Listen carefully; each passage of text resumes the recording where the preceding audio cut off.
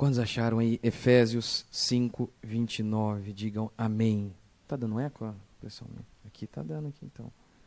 Vamos ler. Ajuda aí, Alan. Aqui o texto, os irmãos sabem o contexto aqui. O apóstolo Paulo, agora resolveu.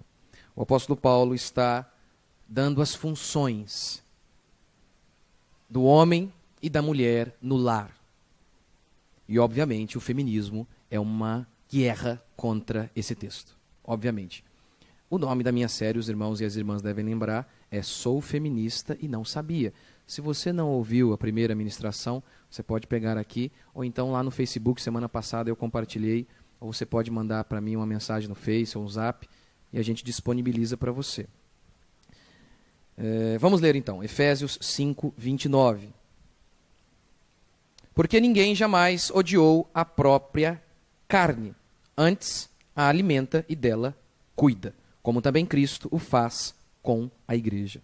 A ilustração do apóstolo Paulo aqui, ao se referir ao homem e à mulher, ele toma emprestado a anatomia humana. E ele então diz, olha, o homem ele é o cabeça de sua casa.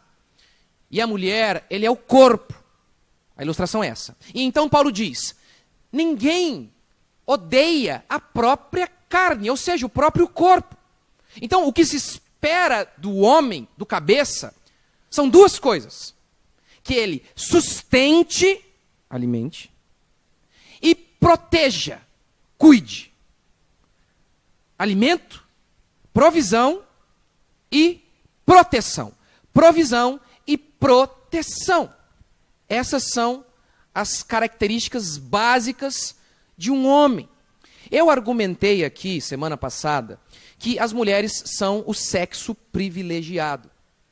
Que ao longo de sua vida, vivendo no Brasil, provavelmente você aprendeu que as mulheres historicamente foram oprimidas, num contexto geral. É óbvio que há mulheres ainda hoje sendo oprimidas, óbvio que sempre existiram homens loucos e depravados, assim como também sempre existiram mulheres terríveis, como por exemplo Jezabel, Cleópatra e por aí, Dalila e por aí vai. Mas, num contexto geral, a ideia ventilada para nós é de que as mulheres foram sempre oprimidas pelos homens, pela liderança masculina. E eu provei para vocês, tentei provar semana passada que isso é mentira, que ao longo da história, pelo contrário, as mulheres sempre foram privilegiadas pelos homens, que literalmente morreram por elas ao longo da história, como por exemplo, quem vai para a guerra? Homem. É o homem que morre para proteger a prole e sua família. Agora, se você ouve essa mentira de que a mulher, em um contexto geral, ela é oprimida, a reação óbvia a isso é um ódio pela masculinidade. E aí, vamos explicar o sentido da palavra, não é? A masculinidade não tem nada a ver com ser um porco, não tem nada a ver com ser um troglodita. A masculinidade está associada com liderança, proteção e sacrifício, como nós lemos aqui em Efésios hoje e semana passada. Isso é a masculinidade. Estar disposto a proteger sua prole, sua família, e estar disposto a liderar sua casa, como cabeça do lar. Deus projetou o homem para isso, para liderar.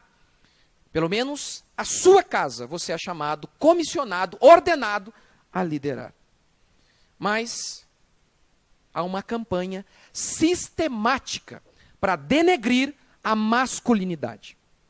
Ordenada, orquestrada, constantemente, para denegrir o papel do homem como líder. Tanto que Susana Wencker, no seu livro A Guerra aos Homens, ela escreveu, esta nação, os Estados Unidos, esta nação em poucas décadas transformou os homens de respeitados e protetores em palhaços. Eu acabei de mostrar para você aqui um exemplo clássico. Como há um repúdio pelo macho. Veja o que a moça do comercialzinho disse. Olha, quando eu fiz o teste de farmácia e descobri que estava grávida, eu não me preocupei não de não ter um pai lá para cuidar da criança. Não, de maneira alguma. Ah, e também quando descobri que era uma menina, rapaz, aí eu gostei muito, hein? Eu imagino se esse comercial fosse de outro jeito. Um homem fazendo a mesma coisa. Só que, puxando a sardinha para o lado masculino. Olha, quando eu fiquei sabendo lá que um dia eu quis ter filho, sabe? E eu sempre acreditei que o homem pode ser autossuficiente, que ele não precisa de mulher, porque ser autossuficiente é isso. Eu sempre soube que o homem não precisa de mulher. Sempre soube. Sempre quis lá contratar uma barriga de aluguel lá para ter um filho lá e não me preocupei não. Em quê? Precisar de mãe? Pra quê? E quando descobri que era macho o moleque que estava lá no ventre, e eu gostei demais. É bem provável que esse banco aqui seria trucidado. Mas já que fala sobre autossuficiência, no sentido de a mulher não precisar do homem, aí é legal. Já que fala, não fiquei triste por não ter pai, fiquei triste porque não tinha mãe. Você vê, tudo tem a ver com algo feminista. Eu como mulher sou autossuficiente, eu não precisava de um pai, eu estava triste porque não tinha uma mãe e fiquei feliz de ter nascido uma menina. Há uma guerra sistemática contra a liderança e contra a masculinidade. No seu livro Guerra aos Homens, Susana Wencker vai dando inúmeros exemplos de mulheres que desprezam, mulheres famosas, conhecidas, líderes, sistematicamente desprezam a masculinidade. Por exemplo, ela falou sobre algumas mulheres em altos cargos nos Estados Unidos. Uma disse o seguinte: o homem é apenas um sorvete, algo ornamental. Não precisamos deles para nada. Para que deixá-los perto? Outra mulher escreveu um artigo intitulado Os Pais São Necessários? Em 2005, um livro com o mesmo título foi publicado. Os homens, pelo menos parecido, os homens são necessários? Durante a campanha pela emenda à Constituição, a ERA, as feministas nos Estados Unidos gritavam: uma mulher sem um homem é como um peixe sem bicicleta. Entendeu? Eu não entendi não, pastor. Peixe sem bicicleta? Peixe não precisa de bicicleta. É exatamente isso que elas queriam dizer. Durante esse mesmo momento, elas disseram também: a mãe natureza é lésbica. Depois de relatar inúmeras outras declarações de ódio explícito contra a masculinidade, contra o homem, Susana Wencker, no seu livro A Guerra aos Homens, pergunta: como alguém pode achar que há uma guerra contra as mulheres? Óbvio, se você está um pouquinho chocado, ouça a minha primeira pregação e vai te ajudar. Um blog chamado Tradutores de Direita fala sobre como as escolas e muitos lugares públicos repudiam o macho. Nas escolas e em lugares públicos, as pessoas gostam do comportamento feminino e não do comportamento masculino. Por quê? Porque os meninos são agitados. Veja, aqui em nossa igreja há a Eloá e o Joaquim. Os dois são irmãos, filhos do Paulo e da Grazi. A Eloá, ela chega, ela senta ali, é uma belezinha, eu amo isso. Senta ali. O Joaquim já chega aqui dando cavalo de pau aqui. É claro que tudo tem que ter o seu limite, mas o menino é assim. E aí, ela vai mostrando como que a psicologia moderna e como os professores vão moldando o moleque para ter um comportamento parecido com o de menina. Por quê? Porque tudo aquilo que lembra o macho é repudiado. Uma professora ficou assustada porque um menino de 8 anos desenhou um combate, uma guerra. E ela ficou preocupada porque tinha sangue lá. É sério que depois de tudo isso, nós ficamos na dúvida e perguntando por que o número de homossexuais aumenta. É claro que aqui eu estou dando só um princípio, não estou resolvendo todas as origens do negócio. Mas há um ódio sistemático pela liderança masculina. É constante isso. Pelo macho. Isso é constante. O feminismo, ele visa nos dividir. Onde o homem não é mais o protetor da mulher, agora é o Estado ou o Santander. O Santander. Pode ficar sossegado, vocês não têm homem, mas vocês têm o Santander. Ei, maravilha, é bom demais isso. Você sabe, o feminismo, ele é um braço do esquerdismo. E o esquerdismo, essa doutrina que você aprendeu na escola, não sei o que é esquerdismo, é o que você provavelmente é. Se você é brasileiro, provavelmente você é esquerdista. O esquerdismo é aquela ideia de que o Estado, o governo, tem que ser responsável por toda a minha vida. Ele vai dar educação, ele vai dar saúde, ele vai dar tudo. Até como disse o senador Cristóvão Buarque, que fez a PEC da felicidade, dizendo que o Estado é responsável para te dar alegria. Ei, meu negócio é maravilhoso, hein? Esse é você nasceu num contexto assim. Pode reparar, tem algum problema em algum lugar, o que a gente diz? Cadê o Estado aqui? Porque a gente acha que o Estado vai resolver todos os nossos problemas. Isso é um movimento feminista e um movimento esquerdista. Os esquerdistas, as feministas prometem libertar as mulheres da liderança masculina para então que vocês se submetam ao Estado. Essa é a verdade.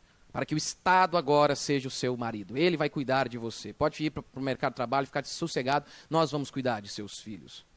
Essa é a ideia. Se o Estado, se o feminismo faz de você uma vítima, o que você precisa então? Ora, de um redentor. E quem será o redentor? O Estado. O Estado vai ser o redentor das mulheres. Como? Criando inúmeras ONGs, delegacia da mulher, e muitas repartições públicas como apenas mais uma estratégia safada para cobrar mais imposto meu e seu. E no final das contas não ajudar em nada as mulheres. Mas a gente nunca percebe nisso. A gente ainda acha, político rouba dia após dia, mente na cara dura da gente. A gente tá vendo aí o Lula, né? Provas e mais provas na internet, você vê. Do homem mais honesto do Brasil. E mesmo assim a gente ainda continua acreditando que eles pensam em nós. Isso é um engano. Isso é um engano. Agora, a consequência desse repúdio à masculinidade é visto de maneira muito clara no nosso dia a dia, com algumas consequências desastrosas.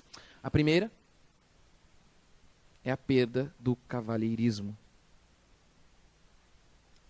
No seu livro, Susana Wencker fala assim: as mulheres hoje se perguntam, onde estão os homens bons?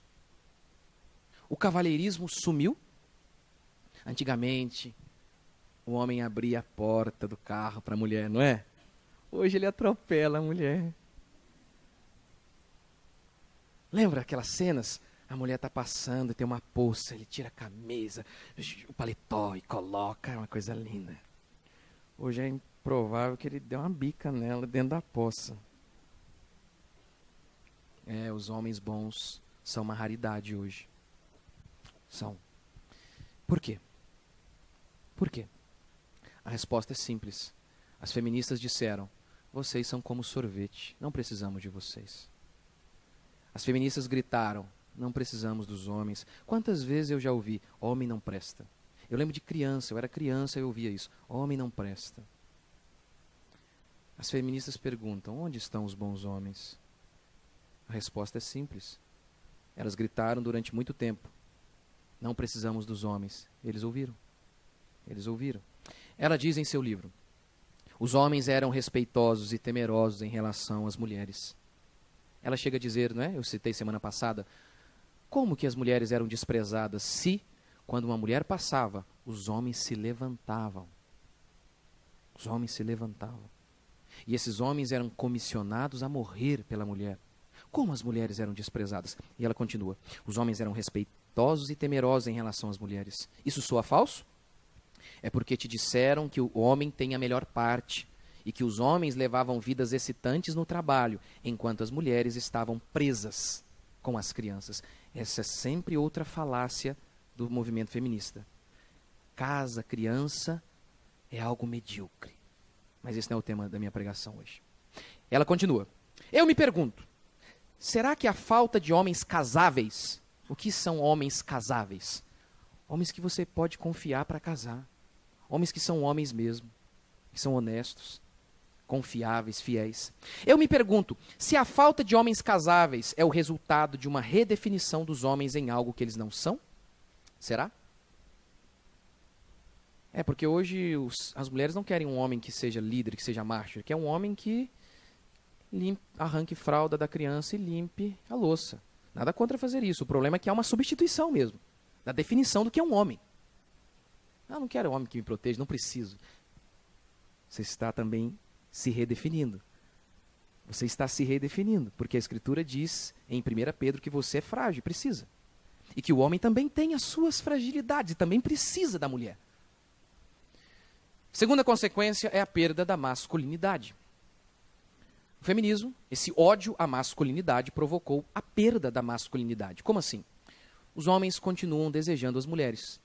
talvez realmente não mais para casar, talvez apenas por sexo. E isso também é fruto de uma outra pregação minha. Deixa eu abrir o parênteses aqui, né? A revolução sexual também explica um dos motivos pelo qual o casamento está em declínio e porque os homens são do jeito que são hoje. Mas esse não é o tema da minha pregação hoje. É outra pregação sobre feminismo. Os homens desejam as mulheres, mas estas dizem que não desejam mais um homem macho. E o macho aqui, para mim, vocês entenderam, tem a ver com aquele que lidera, que se sacrifica pela sua família, que provê o sustento para sua casa. As mulheres dizem, não, não precisamos disso.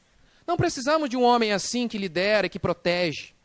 Eu quero um homem sensível, que limpa a fralda e lava a louça. Os homens continuam desejando as mulheres. Continuam. E eles entenderam a mensagem. Se eu quiser ter uma mulher, eu tenho que ser banana. É isso que eu tenho que ser. Eu não posso ser líder. Eu não posso dizer, olha, aqui eu lidero. Se eu disser isso, eu fico solteiro. Esses dias eu vi um programa da endemoniada Fátima Bernardes, né? Fátima Bernardes. Aí tava lá o cara. É claro que o cara era um ogro também, né? Eles pegam justamente esses caras assim. O cara é um tolo, imbecil. Mas aí ele falou alguma coisa, não tem um pouco sobre isso, sobre masculinidade, só que de uma maneira totalmente depravada, eu sei. Na hora, aí a Fátima já falou, então você vai ter que... Você já casou? Aí ele falou, não. Então você vai ter que rever seus valores, senão você vai continuar solteiro. É verdade. É verdade. Por que os homens hoje são bananas, são frouxos? Por que não assumem a liderança? Porque em muitos e muitos lugares, quem vai para a igreja é a mulher e não o homem. Quem é o primeiro a orar é a mulher e não o homem. Por quê? Porque eles não assumem mais a liderança para conduzir suas famílias. Seja no trabalho, em qualquer lugar, inclusive na igreja. Porque foi isso que as feministas inculcaram, que as mulheres não precisam de mais ninguém, e que elas são independentes, e por aí vai. E eles foram se tornando bananas para obtê-las. Se esse é o único jeito de ficar com a mulher. Você já deve ter assistido, né? Lembra lá do Cris? Todo mundo odeia o Cris? Lembra o dia que o Cris, a mãe dele fala assim, Cris, tira a mesa. Aí ele fala o quê? Não. Aí ela quase tem um mar de Parkinson ali a mulher, né, coitada. O que é, menino? Como o pai aconselha o menino a lidar com aquilo? Você lembra? Como que o Julius, aquele cara que só de espirrar eu já fico com medo. Como que ele aconselha o menino? Menino, fica quieto. Mas é injusto o que ela está falando, porque os meus irmãos nunca limpam a mesa, nunca tiram a mesa, somente eu. Mas aprenda isso, não tem lógica, apenas ouça. É um bananão, né? Daquele tamanho. Ou seja, esse é o segredo se você quiser continuar casado. Esse é o segredo. Seja um banana. Seja um banana. E por isso os homens se tornaram frouxos. Frouxos. Essa também, só abrir um parênteses, esse também é outro objetivo do esquerdismo, porque todo esquerdismo gera governos opressores. E sabe que o governo opressor mais teme? Homens, que são machos. Porque homens machos, corajosos e bravios é que lutam e que têm coragem de combater governos opressores. Você acha que homem banana tem peito para confrontar um governo que tem poder de matá-lo? Tem que ser cabra macho, tem que ter coragem. É por isso que eles amam, eles desprezam a masculinidade. As mulheres e os homens são iguais. É uma mentira. É uma mentira. Fisicamente você nota que isso é impossível. Não somos iguais. Em valor, com certeza. Assim como, por exemplo, um leão tem valor igual para Deus, da mesma maneira que uma baleia, mas eles são diferentes. Eles têm funções diferentes. Têm funções diferentes. E aí eles vêm com esse papinho, são todos iguais. Feministas chegam até a dizer, olha, não pode esse negócio de cor, classificar uma cor para menino, uma cor para menina, azul para menino, rosa para menino, isso é preconceito, não pode. Nada de dar arminha para o moleque, nada de deixar o moleque brincar de lutinha. Antigamente nós aqui, mais velhos, como é que era o negócio? Tinha umas brincadeiras na minha escola, rapaz, não posso nem contar. Não, é bom brincar de lutinha, deixa os moleques lá. Esses dias estava lá meu filho e o Kaique, lá em casa. Aí eu tô só olhando da janela lá, eles brincando de bola. Aí o negócio esquentou um pouco. Aí eu só tô olhando, quando começou a quebrar, eu falei, vai mesmo, agora vai. Agora vai, o negócio vai esquentar ali, rapaz. Deixa, quero ver até onde eles vão. Se ficar muito feio, eu vou lá, né? Aí o molequinho entrou meio duro no Daniel. Aí o Kaique já veio, já. E aí os dois deram uma pelotadinha ali, mas continuaram o jogo. Ficaram felizes pra sempre. E eles deram um pau nos dois lá, glória a Deus. Ai, meu Deus. Mas não pode. Não pode. Tudo aquilo que lembra a masculinidade tem que ser reprimido. Tem que ser reprimido. Em qualquer cultura, em qualquer lugar decente, defender a sua família sempre foi motivo para ser considerado heroísmo. No Brasil, a gente é ensinado a ser covarde. Se for assaltado, se a sua mulher estiver ali sendo assaltada, sendo molestada, não reaja. Não reage, fica ali. Não reage. Não reage. É óbvio, também sem arma, vamos reagir de que jeito, né? Mas enfim, você vê que há uma ideia constante. Constante a nos ensinar a ser frouxos. Veja o que diz a Bíblia. Se um ladrão for achado arrombando uma casa e sendo ferido, morrer, quem o feriu não será culpado do sangue. Ou seja, o cara entrou na minha casa, eu o matei, não serei culpado. Ih, você veio de outra igreja? Nossa, pastor, isso aí está na Bíblia? É que as igrejas evangélicas também adotaram o feminismo. Os pastores hoje se tornaram um bando de afeminado. Não estou nem dizendo que são gays. Se tornaram um bando de frouxo. Por quê? Porque é esse tipo de pregação que as pessoas foram treinadas a ouvir. Pregação que confronta, que é agressiva, porque a Bíblia é agressiva. Ela é. Veja Jesus. Ele entra no templo dando bicuda na mesa, virando mesa. Ele chama fariseu de cobra. Paulo chama os maus obreiros de cães. É confrontativa, ela é agressiva. Mas você, nesse mundo feminista e afeminado, foi ensinado a ouvir esse tipo de pregação. Por isso os pastores se tornaram afeminados. Não confrontam nada, porque confrontar é sinônimo de que esse pastor não ama ninguém. Esse pastor não ama, ele não tem amor. Ah lá, está dizendo. Jesus não, ele falou, fariseu é do diabo, fica longe. Ele deu nome para os bois, ele falou, ó, não anda com aquele lá. E aí tudo vai se perdendo. Tudo vai se perdendo. A verdade, para ser dita, é necessário que haja coragem. Coragem é fruto de masculinidade. Óbvio que a mulher também pode ter. Mas, em primeiro lugar, se exige que o homem tenha isso.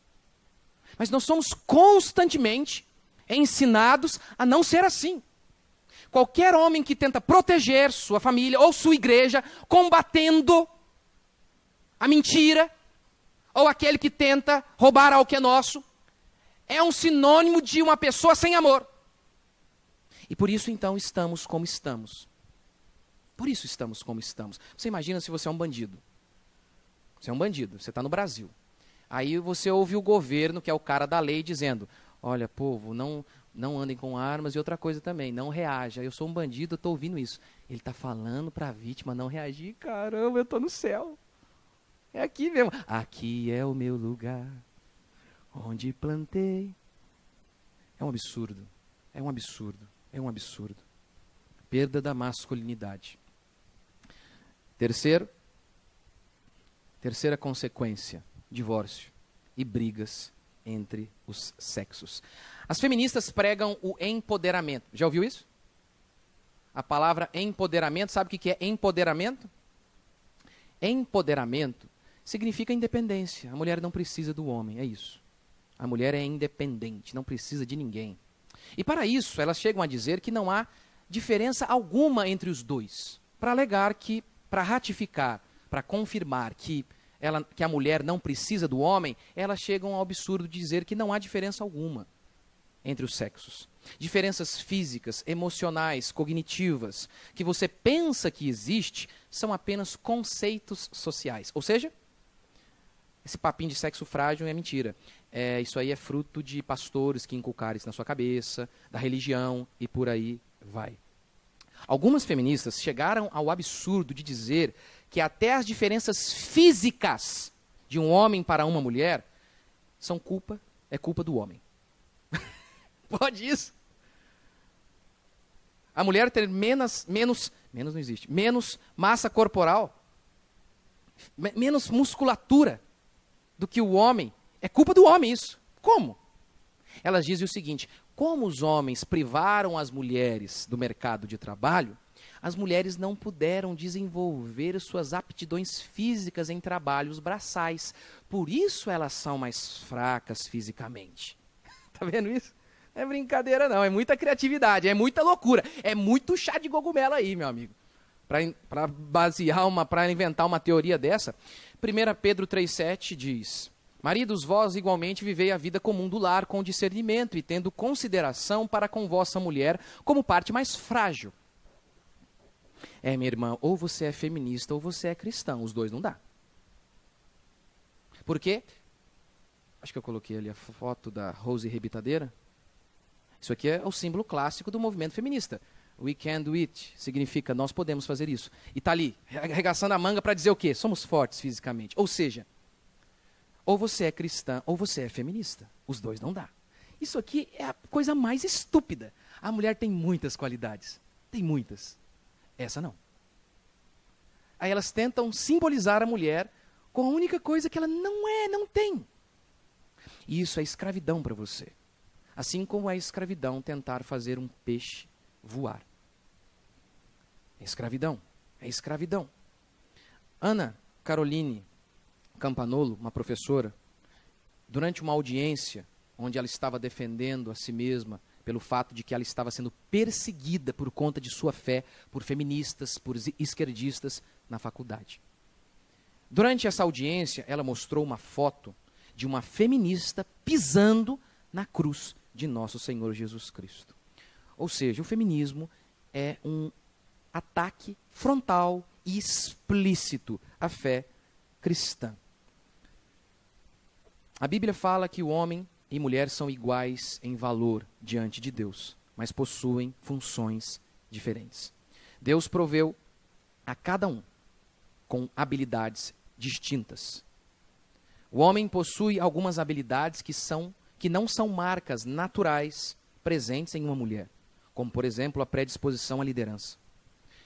Entretanto, a mulher possui habilidades que não são marcas naturais presentes no homem, como seu estilo extremamente afetuoso, fundamental para o cuidado de pessoas.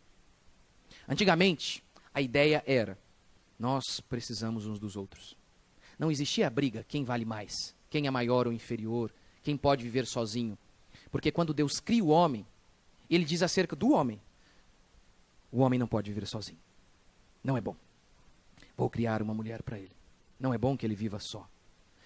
Deus mesmo diz que o homem depende da mulher. Mas as mulheres não podem dizer que dependem dos homens. A verdade é que uma família é abençoada quando a gente tem um atestado, a gente confirma um atestado de dependência mútua. Não era assim que as pessoas costumavam dizer antigamente?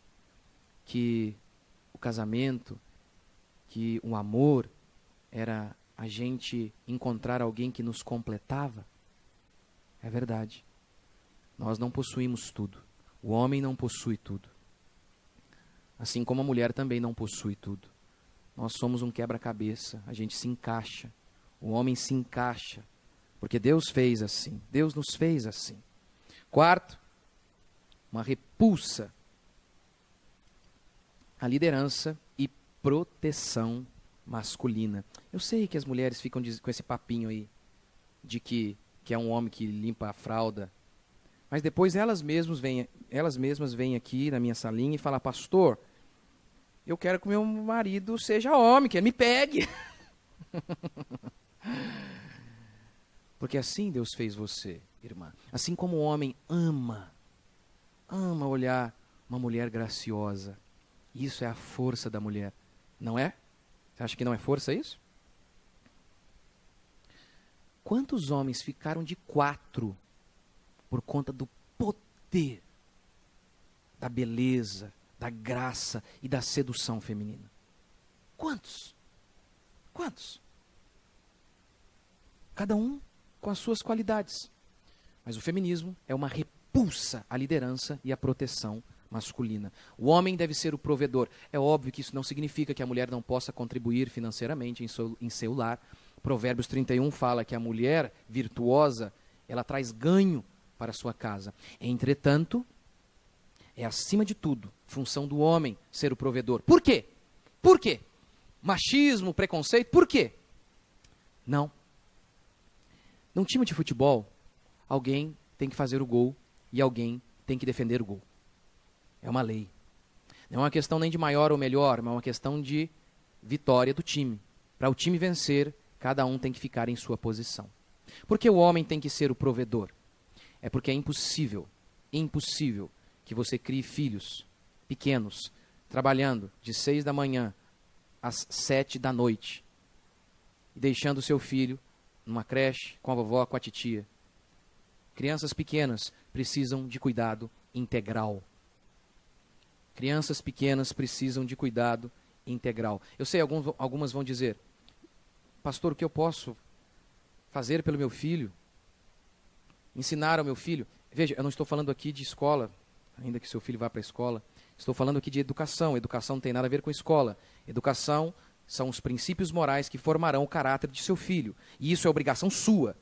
Que a escola ensine português, gramática, física, biologia, mas que você defina o caráter dele. É claro que é meio difícil fazer isso, porque eles estão tentando definir lá o caráter de seu filho lá na escola.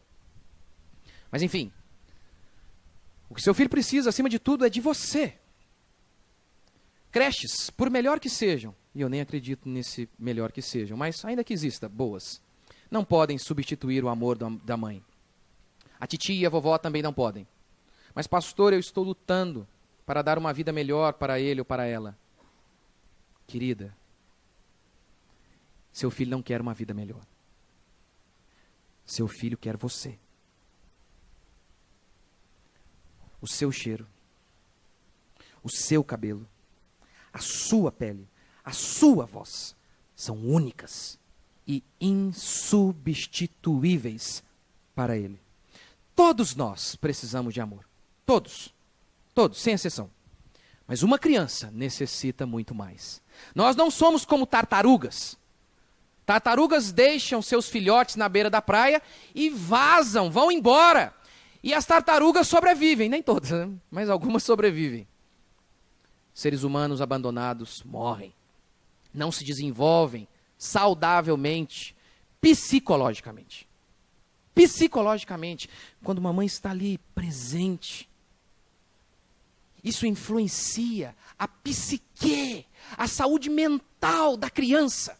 Só o fato de estar ali com ele, isso influencia. O amor influencia a personalidade de seu filho.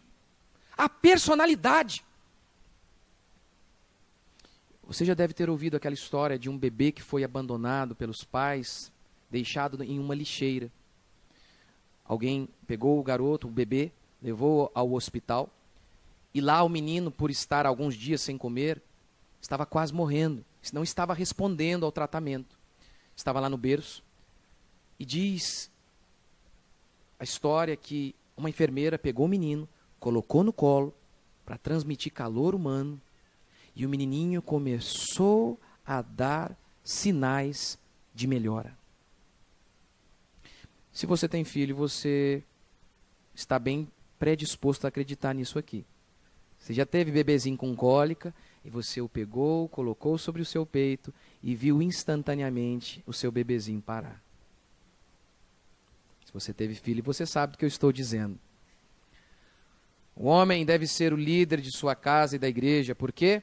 Porque Deus fez o homem com uma predisposição à liderança. As mulheres são mais afetuosas, algo fundamental no cuidado de pessoas. Os homens são mais firmes, algo fundamental na liderança. Por exemplo, Paulo em Corinto expulsa, e esse é o verbo que ele usa, expulsa da igreja um homem que estava trazendo prejuízos para a comunidade. Irmãs, sinceramente, as mulheres têm uma predisposição a fazer isso? Na realidade, até para o homem é algo complicado. Pastor, até para o homem, porque o homem é melhor? Não. Mas ele tem uma predisposição à firmeza. O homem tem uma predisposição para agressividade. Claro, essa agressividade pode ser usada no sentido negativo e pode se tornar algo maligno. Mas há um sentido onde essa fúria pode ser usada para o bem. Essa indignação contra o mal pode ser usada para a proteção de sua família, de sua casa, de sua igreja. Assim, nós somos diferentes. Ah, somos todos iguais. Irmã, você sabe que o negócio é diferente. Vê, eu tenho 15, sei lá quantos anos, 15, 16 anos trabalhando na igreja. Quantas vezes eu chego, estou aconselhando, está lá o casal comigo. E aí os dois começam, aí o marido vem e fala, não, porque a mulher começa a falar, porque ele é um cachorro, não sei o quê, e acaba com o cara.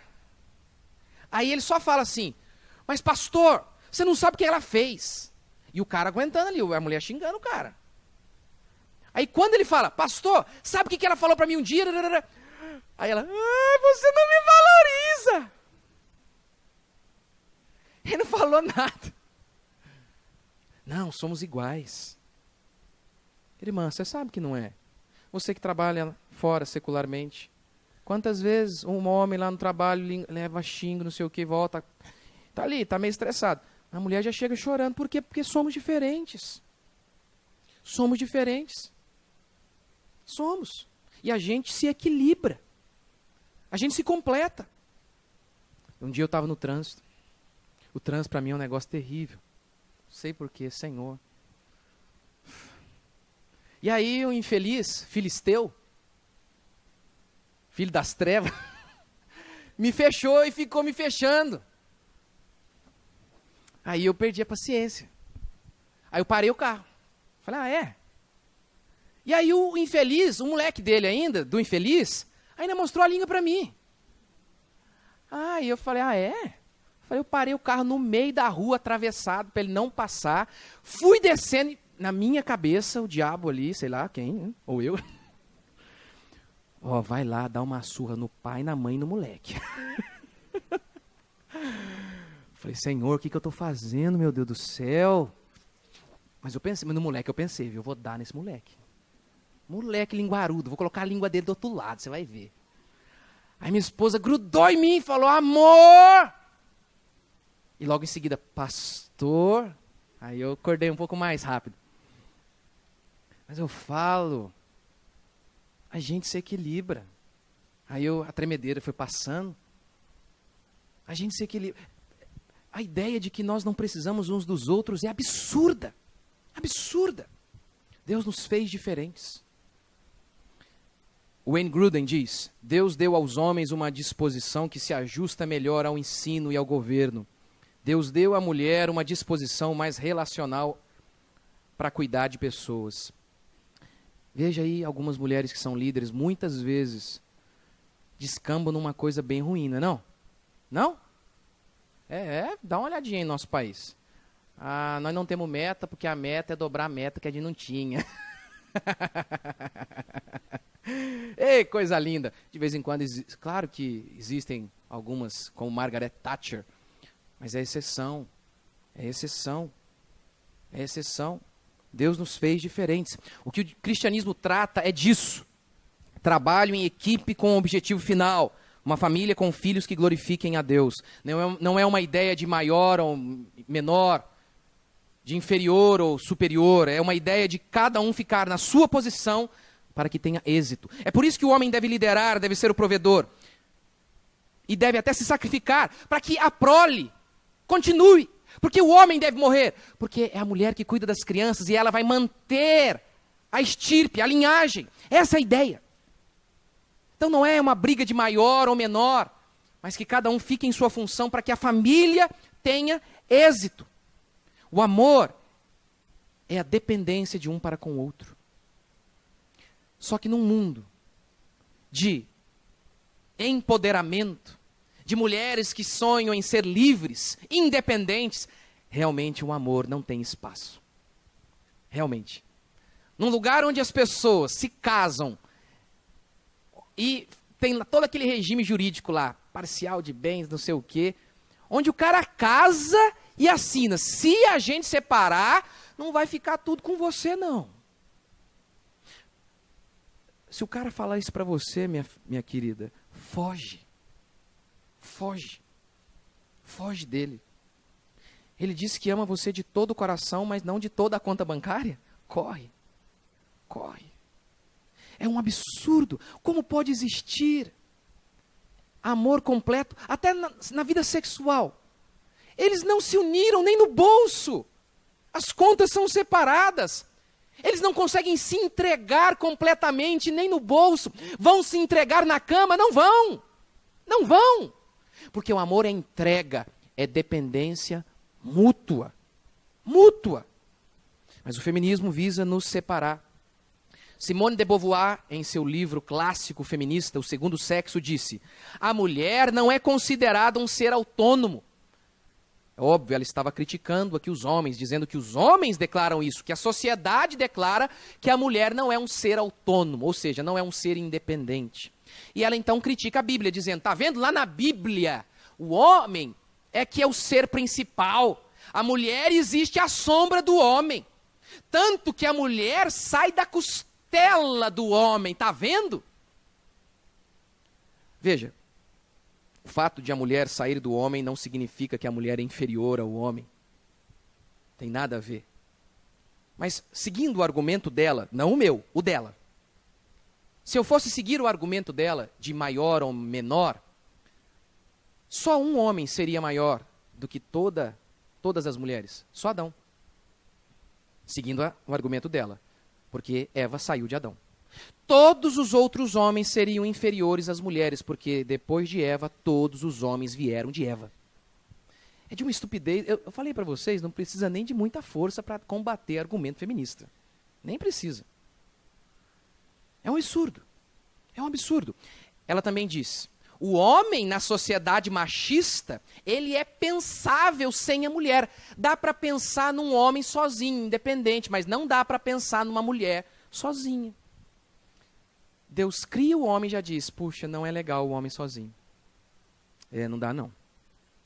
Ao longo da literatura mundial, você tem pessoas que escreveram sobre as Amazonas, por exemplo, na mitologia grega.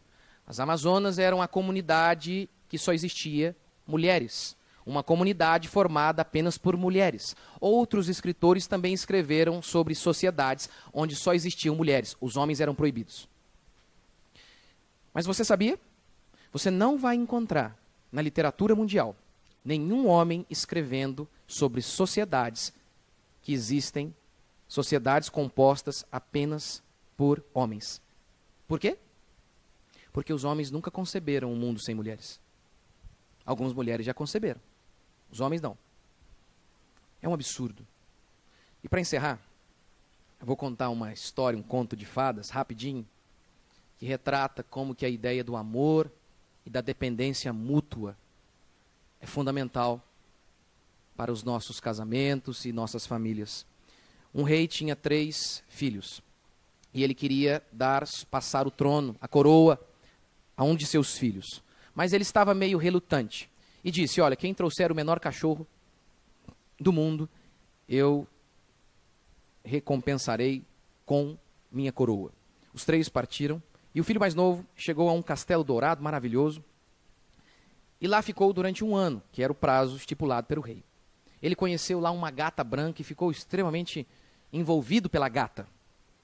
Fez uma amizade profunda e íntima com ela, até o ponto que ele se esqueceu que tinha que voltar para tentar conquistar a coroa. Ele queria ficar ali. Mas a gata o lembrou, olha, você tem que voltar. Está aqui, leve o cachorrinho. E ele lá chegou e o cachorro dele era o menor. Mas o rei relutante disse, não, olha, quem trouxer o pano mais fino do mundo para mim, este receberá a minha coroa. E lá foram eles, o filho mais novo foi, mais uma vez, ao Castelo Dourado, se aproximou da gata branca e ficou lá 1 ano. Mais uma vez, não queria voltar, queria ficar ali na presença da gata, e a gata o lembrou, olha, você tem que voltar. Voltou. E o pano dele era o mais fino de todos, de tal maneira que conseguia passar até no buraco da agulha. Mas o rei relutante mais uma vez disse: olha, agora é a última vez. Quem trouxer aqui a princesa mais linda, será este que receberá a coroa de minhas mãos. E lá foram os 3. E o príncipe, o mais novo, ficou diante da gata branca durante 1 ano, até que na hora de voltar ele disse: olha, eu preciso levar uma princesa. E a gata disse a ele: corte minha cabeça. E ele a amava de todo o coração e disse: não posso fazer isso. E ela insistiu tanto que ele assim o fez. E no instante que ele cortou a cabeça dela, ela se transformou na princesa mais linda e lhe contou a história de que ela era amaldiçoada e somente quando encontrasse um amor ela seria liberta. Nesse instante ela então disse a ele: você me libertou. E aí ele disse a ela: não, você me libertou. Essas eram as histórias contadas. A ideia de que o amor, ele nos liberta por completo. A ideia de que a gente precisava um do outro para que nós dois encontrássemos libertação, o homem e a mulher. Assim era o pensamento medieval e antigo. Hoje nós chegamos nesse estágio onde achamos que a independência é vida, onde andarmos sozinhos é sinônimo de força. O que a Escritura ensina não é isso. É que a gente é frágil e o homem tem a sua fragilidade também. E que nós precisamos uns dos outros. Para encerrar, Susana Wencker diz o seguinte: o feminismo não fez simplesmente uma mudança no entendimento americano sobre o sexo e o papel dos gêneros. O feminismo mudou o próprio sentido da vida. Tirou o foco do que realmente importa, relações e família, e colocou onde ele não pertence: dinheiro, poder e fama. O que realmente importa, pode ter certeza, é o amor. O amor por uma mulher, o amor de uma mulher para com seu marido, para com os filhos, e tudo o mais é secundário. Mas infelizmente as feministas inverteram isso. Inverteram. Disseram que isso é mediocridade. Que sonhar em casar, em amar seus filhos é coisa de gente medíocre. E aí então, nós caímos no canto da sereia feminista. E todos nós, inclusive os homens, foram desprezando a família, o matrimônio. E foram ganhando muito dinheiro e poder e status, para ao findar de tudo isso descobrir que são frustrados, infelizes e solitários. De que a vida, sem o amor, sem a dependência mútua, não vale nem todo o tesouro, poder e status que o mundo possam dar. Que, como disse Jesus e qualquer poeta, qualquer filósofo, o amor é o centro da vida. Realmente. Amar uma mulher amar um homem e amar os seus filhos, você pode ter certeza. Você pode percorrer tudo e você pode ganhar o mundo. E no final, olhar para trás. E você pode ter certeza que no dia do seu leito de morte, você não vai se arrepender de ter ganhado pouco dinheiro. Você não vai olhar para trás e vai dizer: puxa, eu ganhei pouco dinheiro.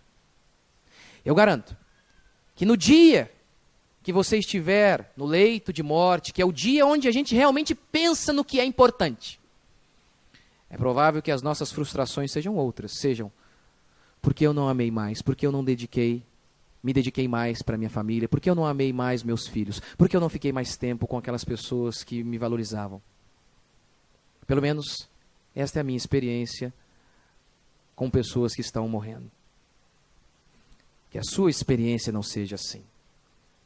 Que a sua experiência seja aquela de Paulo, onde Paulo diz que se eu tiver tudo, mas não tiver amor, serei como bronze, como símbolo que retine.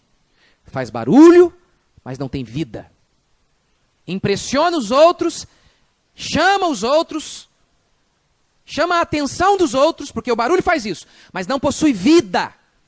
Sem amor, podemos ter tudo, podemos chamar a atenção dos outros, mas não iremos ter vida. É disso que a Escritura trata. Não é de maior ou menor, mas é de amor, sacrifício.